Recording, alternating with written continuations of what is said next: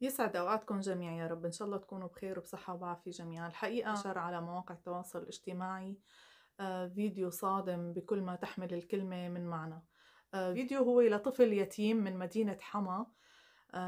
للأسف الشديد هذا الطفل متواجد عند عمه، هو كفيله ومعه أخته اللي عمرها 13 سنة. الحقيقة ما بعرف شو بدي أقول، الفيديو جدا قاسي، مشاهده جدا يعني لا تمت للإنسانية بصلة. العم عم بيعنف ابن أخوه بطريقة جدا وحشية، لا يمكن وصفها أو التحدث عنها. أنا الفيديو ححطه بصندوق الوصف، فيكم تفوتوا وتشوفوه وتشاهدوه وتقولوا رأيكم بهذا الشخص، لأنه ما فيني أقول إنه إنسان، لأنه لا يمت للإنسانية بصلة، خالي من المشاعر، خالي من الأحاسيس، مجرد من كل شيء ينتمي للإنسانية.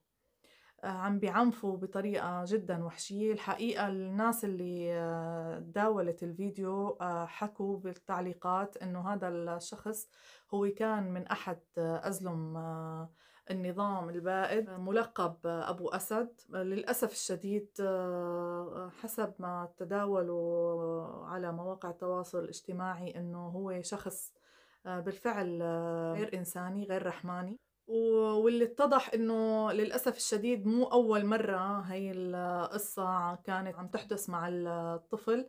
هو كان دائما متبع هاي الطريقة مع الطفل ومع أخته، دائما يقوم بتعنيفهم وضربهم بشكل وحشي. وسبحان الله شاءت الأقدار انه يتم تصوير الفيديو وتم نشره على مواقع التواصل الاجتماعي وتم تداوله على أوسع نطاق. منتمنى من الحكومة الحالية إنه يتم إلقاء القبض على هذا الشخص، هو وزوجته، لأنه أنا ما بعتبر إلا زوجته شريكته، ولو إنها ما ساهمت وما بيّنت بالفيديو إنه هي يعني شريكة بالاعتداء، لكن هي شريكة لمجرد سكوتها ورضاها على هذا الموضوع. أتمنى من حكومتنا الموقرة إلقاء القبض عليه وينال العقاب الذي يستحق على ما اقترفت يداه. أنا بصراحة لازم الدولة برأيي الشخصي إنه تضرب بيد من حديد على كل شخص يقوم بالاعتداء على أي طفل، مهما كانت صلة قرابته أو ارتباطه بهذا الطفل. لا يحق لا للوالدين ولا لأي أحد بأنه يهين أو يعتدي أو يجرح كرامة طفل. حقيقة الضرب والتعنيف للأطفال غير مقبول تحت أي بند وتحت أي تصرف.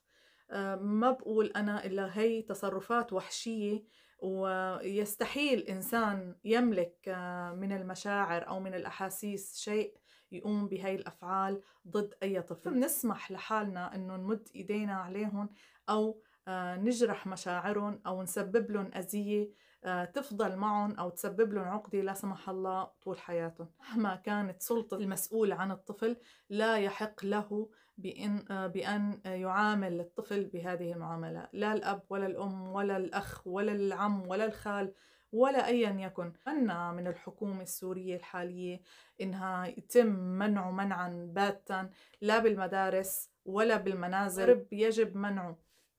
كيف الله منحنا نعمة عطانا إياها وميزنا فيها عن باقي خلقه، نحن بنقوم من نيمها وبنستخدم الأسلوب التاني يلي ما بيتعاملوا فيه غير الوحوش والحيوانات. يعني أنا بستغرب بهاي العالم يلي بتنحي عقلها وتفكيرها على جنب وبتستخدم القوة والسلطة اللي رب العالمين منحها إياها بدون تفكير وبدون عقل.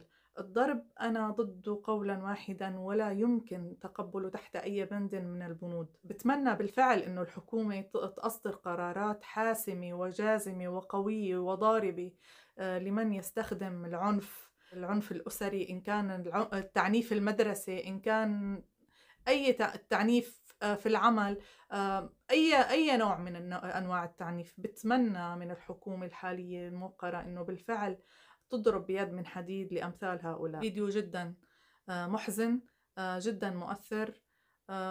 بتمنى إنه الحكومة تقدر تمسك هالشخص وتقيم الحد عليه وتجعله عبرة لمن يعتبر.